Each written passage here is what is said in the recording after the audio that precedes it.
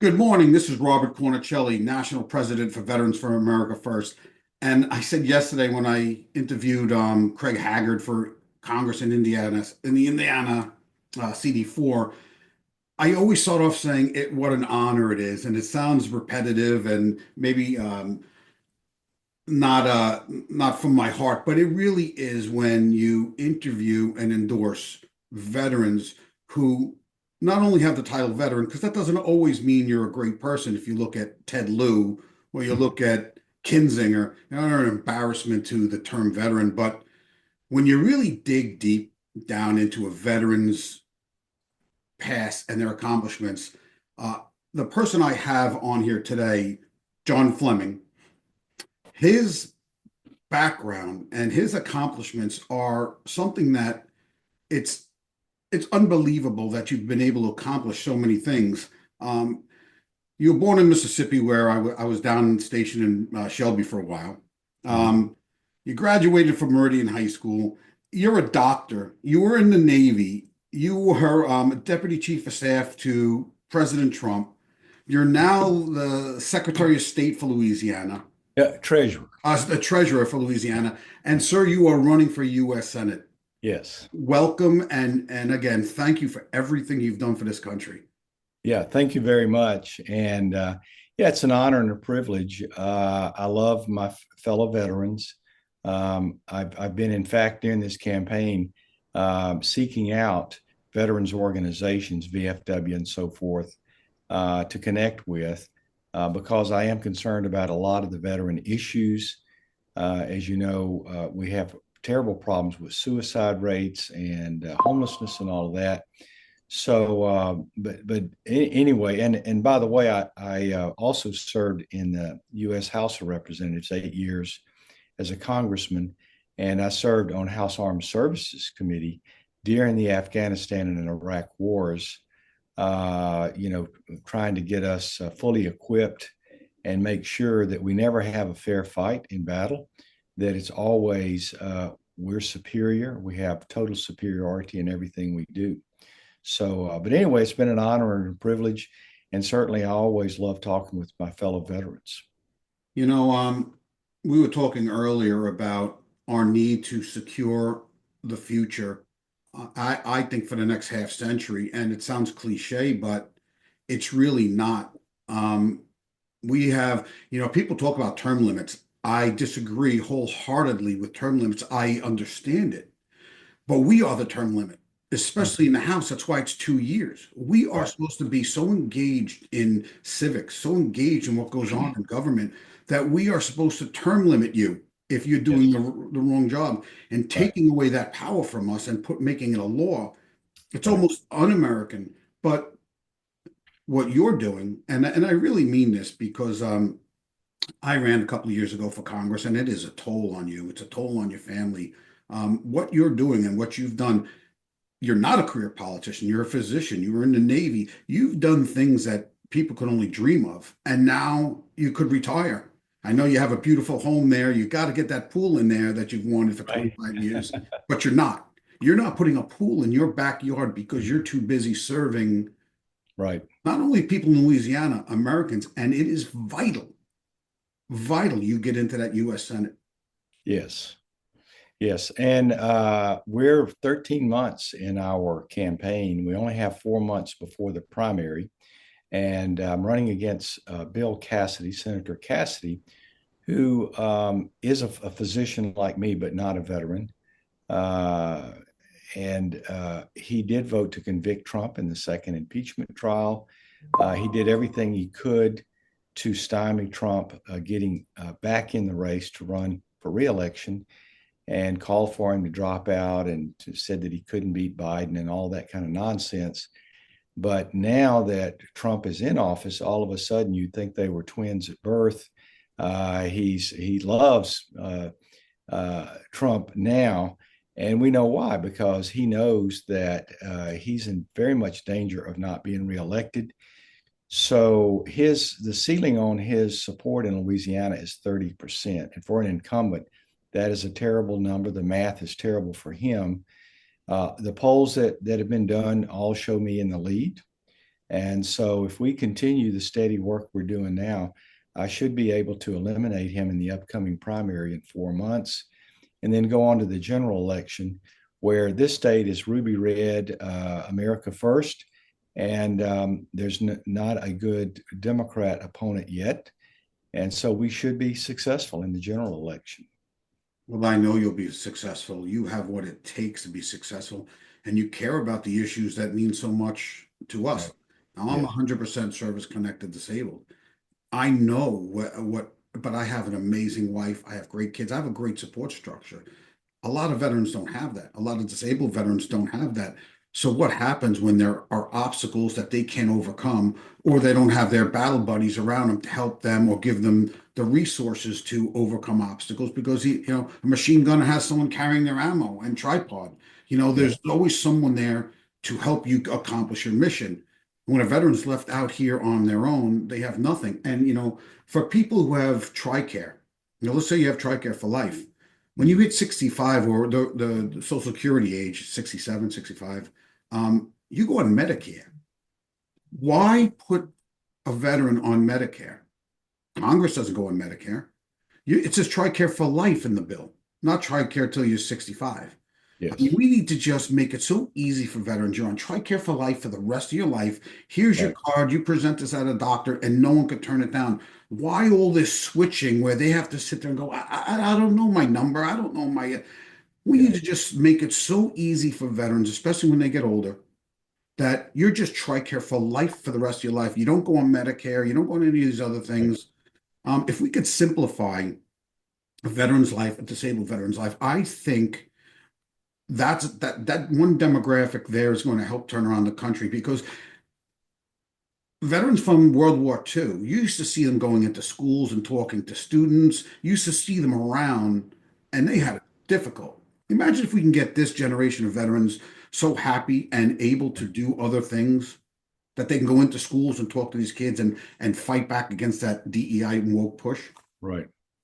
Yeah, absolutely. This country has been very supportive at times and not so supportive Yeah. of our military and our veterans. Right now, and it really ever since you know the the Iraq War and the Afghanistan War, the military has been greatly supported by the population, and so they look up to them. And we need veterans involved in every corner of the country and everything that we do. Certainly, people who have veteran status have an advantage when they're running for office because, again, people know what you have to do to be an active military member and to be effective, what you have to go through, and the discipline and the maturity required. So, and they have a lot to bring. Even people who are disabled like you have a lot to bring to the table still. Even though you're not active duty any longer, there's a lot you can teach people. Yeah, that's on point, man. 100% on point.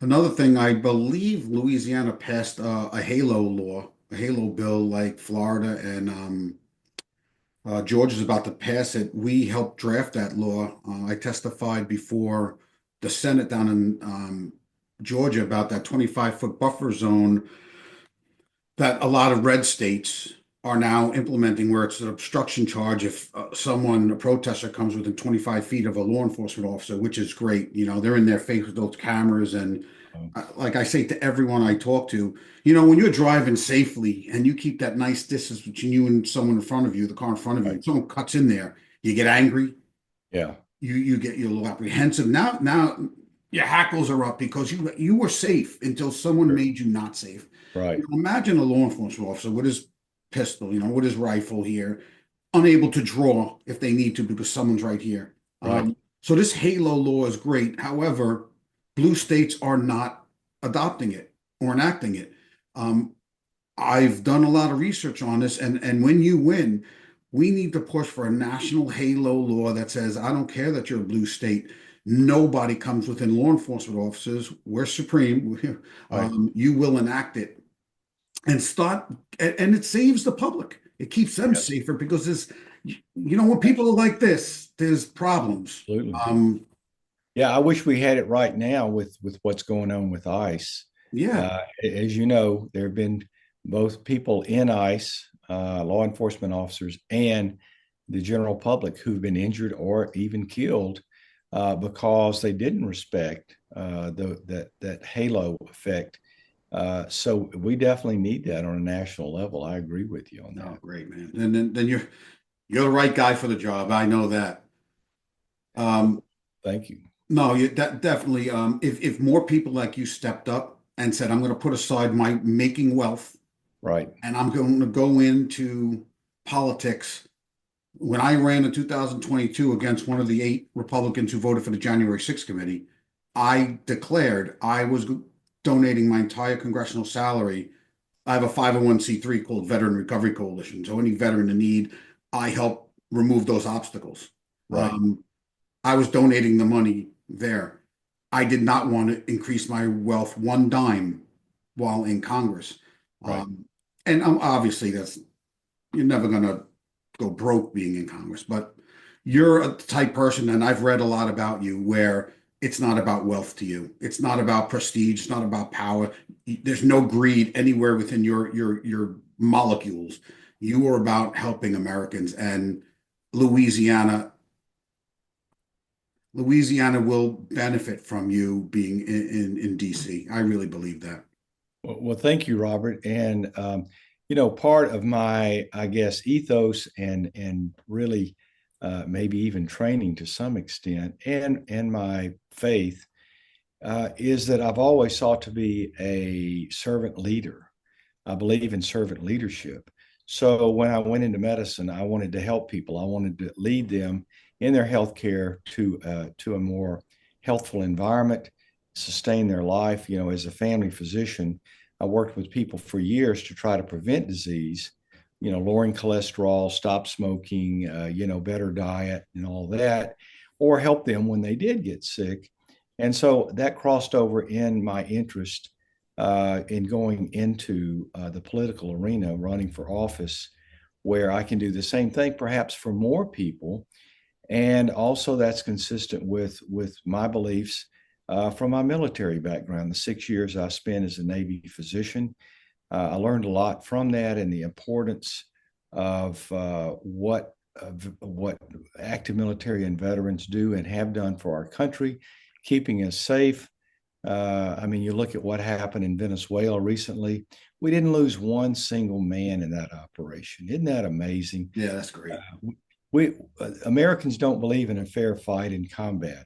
We believe in ultimate superiority. And if you think about it, we get better results. We get less loss of life on both sides, and we're always fighting for good. And so anyway, it's an honor and a privilege to serve both in the House of Representatives that I did for 8 years and on armed services, but hopefully in the U.S. Senate as well, because I believe so much in this president and in our nation. And we're back on track from being off track for the last 4 years. Yeah, definitely. I was an infantry officer, and it's overwhelming force. You don't go in platoon versus platoon. You go in, battalion versus platoon. There's Right. no, hey, we'll both put on the gloves and go mano a mano. But Right. no, we're here to win. One last thing, you're a very busy guy, and I don't want to hold you up from some real important things that you're doing. Secretary Kennedy, is he just amazing? It took a guy who was a Democrat his entire life, not a doctor, to go in there and say, why the heck do we have all these food dyes? Why are Right. the ingredients here different than in Europe? Why are we saying eggs are bad, milk is bad? Why are Right. we saying we need to use um, genetically modified soybeans? How refreshing is this that this guy is there Right. just calling out all these Yes. scams and schemes? Right. Well, he's a disruptor. And, we know that a productive disruption, positive disruption is really good for the economy. It's good for the people. There are a lot of things that have been developed over the years that we have benefited from disruptors. Elon Musk, he's totally disrupted the whole area of technology. as well as space venture. So that's what RFK Jr. is. He is a disruptor. And I think what we're going to have at the end of all of this process, where he's going to be there for at least 4 years, we believe, is we're going to have safer vaccines. We're going to have more accountability to companies that make the vaccines. Like you say, they've completely turned the food pyramid upside down. We used to be told, I know as a kid, I was told that you should be eating cereal every morning. Now we understand that that's the last thing you should be eating in the morning because it drives up your blood sugar and creates insulin resistance. You need more protein in your diet, and especially people over age 50, because you develop your muscles begin to weaken as you get older, unless you're taking good protein and you are exercising, lifting weights, and those kind of things. So he's brought a lot to the table, and I supported his nomination, and I'm glad that he was confirmed by the Senate, although it was controversial. I will point out, by the way, that my opponent, Bill Cassidy, did everything he could to hold him back and not get him confirmed in the committee. But after intense pressure, he did finally give in. But even since then, he's done a lot of things to disrupt and to stymie what Bobby Kennedy's been doing. Well, Veterans for America First wholeheartedly and with love endorses you, and we will do everything we can to expose Cassidy and all the things he's done to ruin this country and disrupt, great word, President Trump's agenda. John Fleming, you have our endorsement. We are honored to give you this endorsement, and good luck and God bless in your campaign. This country needs you. They really do. Louisiana needs you. Fantastic. Well, Robert, thank you so much. Thank you to also your organization. And please don't hesitate to reach out to me, contact me if there's anything I can help you with, any kind of, going forward, and particularly after I'm elected, if there's anything, any organization you'd like for me to speak to or speak out or post anything, don't hesitate. You've got 100% my support. And I'll also say parenthetically that of the competitive candidates in this race, which there's about 5, there's 5 others who have no political base and not, they poll under 1%. But of the 5 who are actually competitive, I'm actually the only veteran among them, the only one who has served in uniform. And again, I do think that the insight that a person has who's actually served in uniform and has been overseas doing things important for our country, I think that that's a dimension we need more of in the U.S. House and in the Senate. Well, you're a hero to us. You're a hero to Americans, and keep it up. Keep fighting. I say God bless you and eat right so you stay healthy and you can continue the fight. Will do, Robert. Thank you. Great speaking to you. Yes. Have a great day. You too.